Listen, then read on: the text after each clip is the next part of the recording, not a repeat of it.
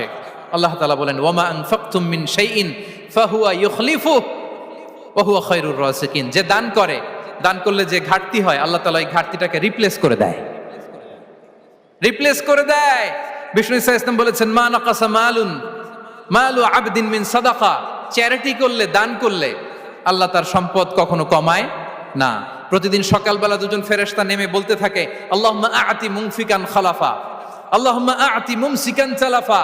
ফেরেশতা দুজন বলে, আল্লাহ যে দান করলো, দানের কারণে যে ঘাটতিটা হলো, এটা তুমি মেক আপ করে দাও, এটা তোমার পক্ষ থেকে বারাকা দিয়ে রিপ্লেস করে দাও।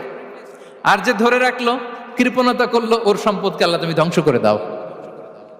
ওয়াল ইয়াদু বিল্লাহ। আমরা যেন দান করি।